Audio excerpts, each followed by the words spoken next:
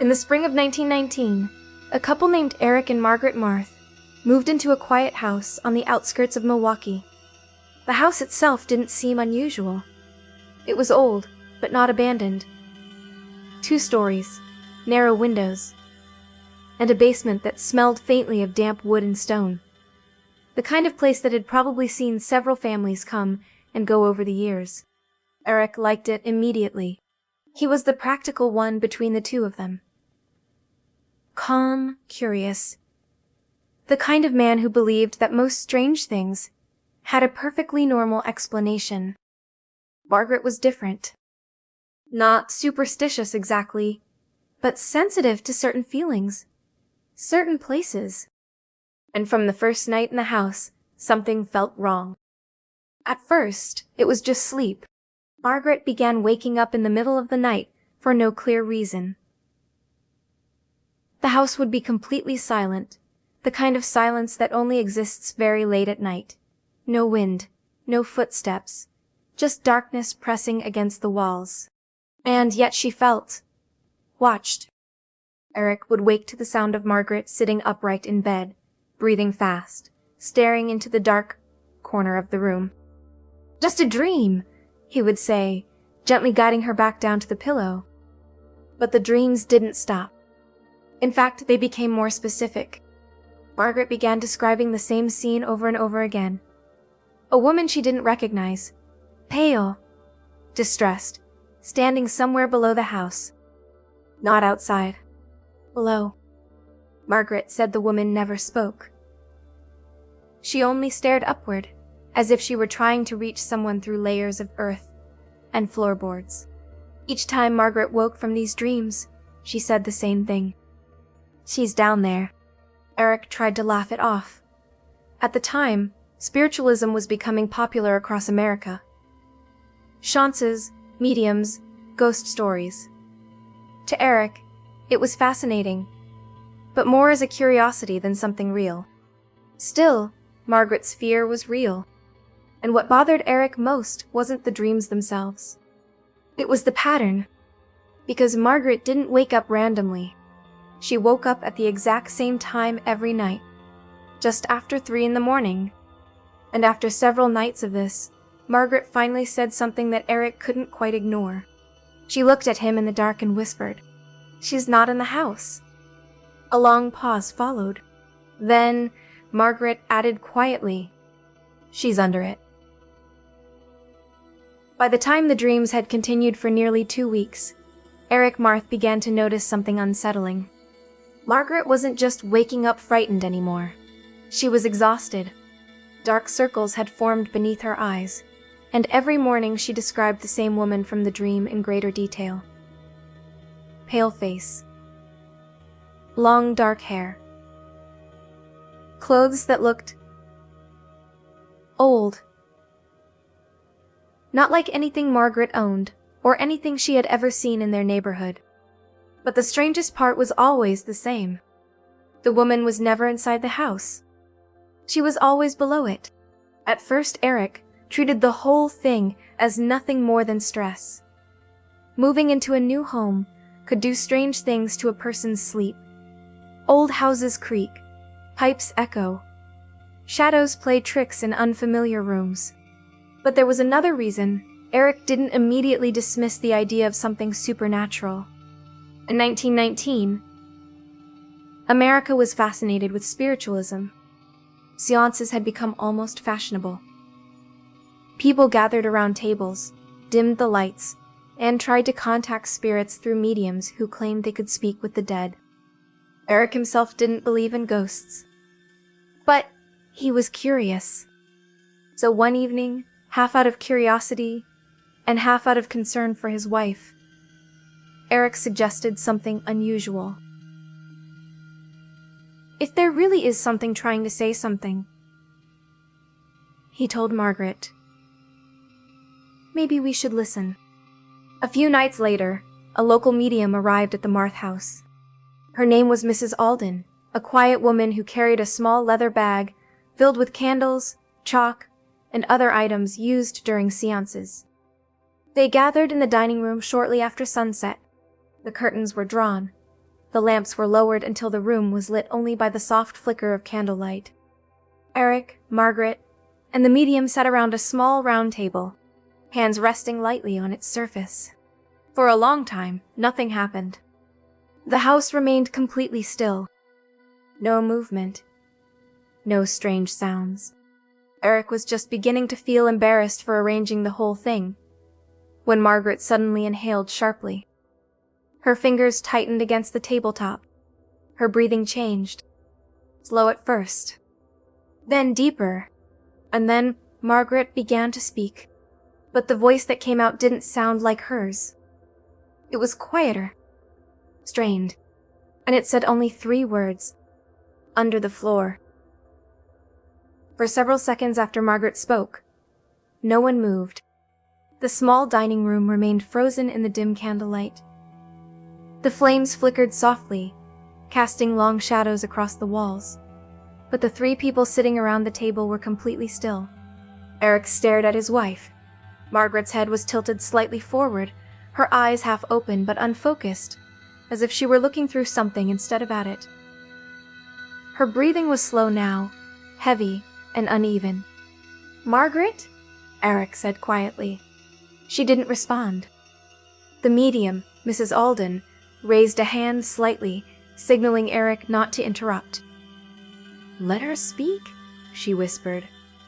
For a moment, the room returned to silence. Then Margaret's arm slowly lifted from the table.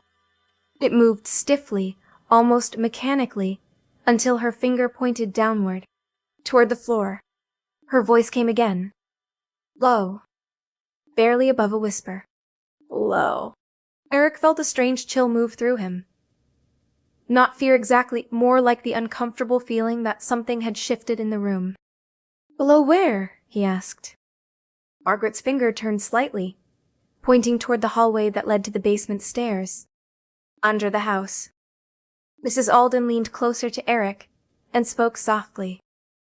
"Sometimes spirits don't want conversation," she said. "Sometimes they only want to be found." Eric looked back at Margaret. Her hand was still pointing, unmoving, and for the first time since the dreams began, Eric realized something that made his stomach tighten. Margaret had never been in the basement alone. Yet somehow, she seemed certain about what was down there. The seance ended soon after. Margaret slowly returned to herself, confused and weak, with no memory of what she had just said. But the words lingered in Eric's mind. Under the floor. That night, after Margaret had gone to sleep, Eric stood alone at the top of the basement stairs. The house was quiet again. The kind of quiet that makes every small sound feel louder than it should. He lit a lantern and walked down the wooden steps. The basement was small and unfinished. Packed dirt floor. Rough stone walls. The smell of damp earth and old wood lingering in the air. At first glance, nothing seemed unusual. But as Eric slowly moved the lantern across the ground, something caught his attention. Near the center of the floor, the dirt looked different. Not freshly disturbed, just slightly uneven. As if, many years ago, someone had dug there, and then carefully covered it again. Eric stood in the basement longer than he meant to. The lantern in his hand cast a soft circle of light across the dirt floor, and everywhere the light moved, the shadows shifted slowly along the stone walls. The house above him was silent. Margaret had already gone to bed, exhausted after the strange seance. But Eric couldn't stop thinking about what had happened. Under the floor. The words kept replaying in his mind. He stepped closer to the spot he had noticed earlier. At first glance, it looked like any other part of the basement floor-packed earth, dark from years of moisture.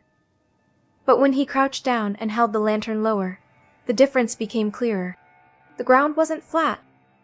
Not quite. It dipped slightly in the middle, like soil that had once been disturbed and then pressed back into place. Eric told himself there was probably a simple explanation. Old houses were repaired all the time. Pipes, foundations, drainage. Someone could have dug there decades ago for any number of reasons. Still, Something about the shape of the ground felt deliberate. The next morning, Eric returned to the basement with a shovel. At first he worked slowly, almost embarrassed by the idea that he might be digging a hole based on nothing more than a strange dream and a few whispered words during a seance. But the deeper the shovel cut into the dirt, the more compact the soil became, as if it had been packed tightly back into place. 10 minutes passed. Then 20. Eric was beginning to feel foolish when the metal edge of the shovel struck something hard beneath the dirt. A dull clunk echoed through the basement. Eric froze. He knelt down and brushed the loose soil away with his hands. Gradually, the shape beneath the dirt began to appear. It wasn't stone. It wasn't part of the foundation. It was wood. Old wood. The outline slowly became clear as Eric cleared more dirt away from it. A rectangular shape, about the length of a small trunk. A box. The wood was dark and brittle with age. The surface warped from years buried in damp soil. Rusted metal hinges ran along one side. Eric sat back on his heels, staring at it. The basement suddenly felt colder than before.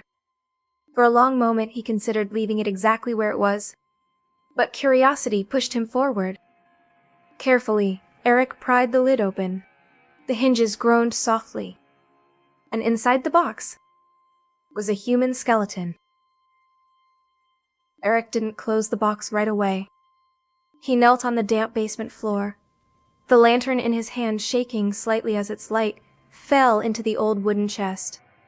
Inside was a human skeleton. The bones were arranged unevenly, as if someone had placed the body there quickly. The skull leaned to one side. Thin arm bones rested across the ribs. Eric slowly lowered the lid. Not long after that, the police arrived.